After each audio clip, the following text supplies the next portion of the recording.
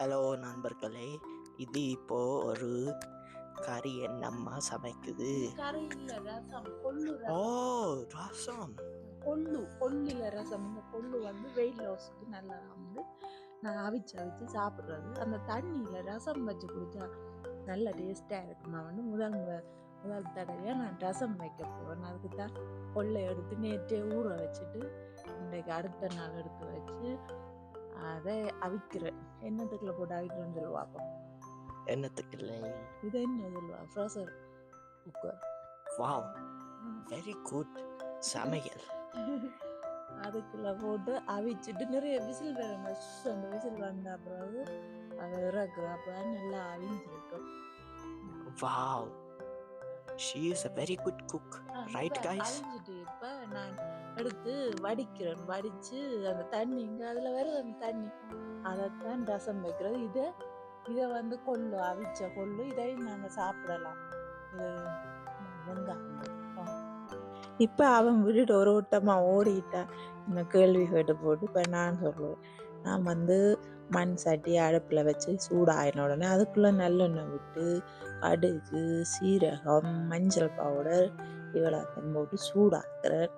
சூடாக்கிட்டு கறிவேப்பிலை போடுறேன். இப்போ கறிவேப்பிலை போட்டு தாளிச்சிட்டு பிறகு காஞ்ச மிளகா போடுறேன்.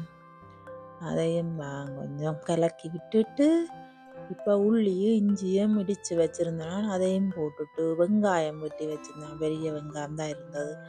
அதையும் போட்டு தாளிக்கிறேன், வதக்குறேன். நல்லா வதங்கின உடனே உப்பு போடணும்.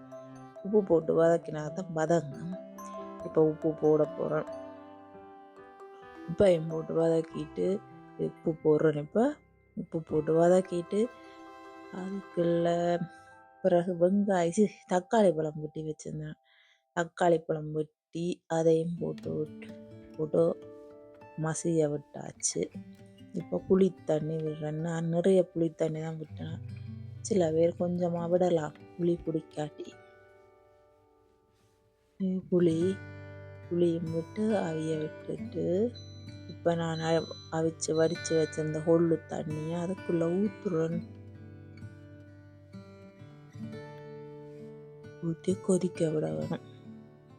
கொதிக்க விட்டு அது கொதித்து வந்த பிறகு நான் கொத்தமல்லி க்ரஷ் பண்ணி வச்சுருந்தேன். கொத்தமல்லி பவுடர் உடனே அது மற்ற சீரகம் உடனே அடித்து வச்சுருந்தேன். இது கொத்தமல்லி பவுடர் போடுறேன். உடனே அடித்து நல்லா வாசனையாக இருக்கும்.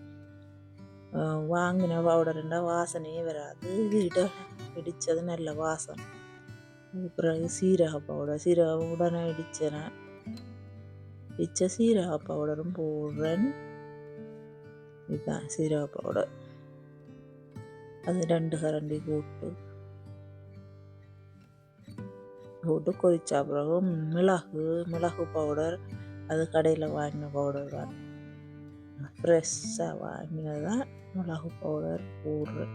கடைசியாக போட்டு கொதிக்க விட்டு ஆச்சு. என்னோட கொத்தமல்லியில் இல்லை இருந்தால் போட்டால் இறக்கைக்குள்ளே கொத்தமல்லியில் போட்டால் நல்ல வாசனையாக இருக்கும். இல்லாதபடியாக போடலை, இருந்தால் போடலாம்.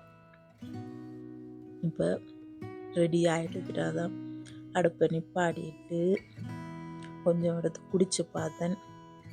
எப்படி இருக்குமோன்னு தெரியாது. எனக்கு முதல் தடவையாக நல்லா இருக்காதுன்னு தான் நினச்சி எடுத்து குடிச்சு பார்த்தேன். ஆனால் நல்ல டேஸ்ட்டாக இருந்தது. நல்ல டேஸ்டாக ரசமாக இருந்தது. பிறகு நான் சுட சோறு வச்சு அதில் விட்டு சாப்பிட்டேன். சூப்பராக இருந்தது. நீங்களும் இதை மாதிரி செய்து பார்க்கலாம். என்னுடைய சேனல் பிடிச்சிருந்தா சப்ஸ்கிரைப் பண்ணுங்கள், லைக் பண்ணுங்கள், ஷேர் பண்ணுங்கள். நன்றி, வணக்கம், பாய்.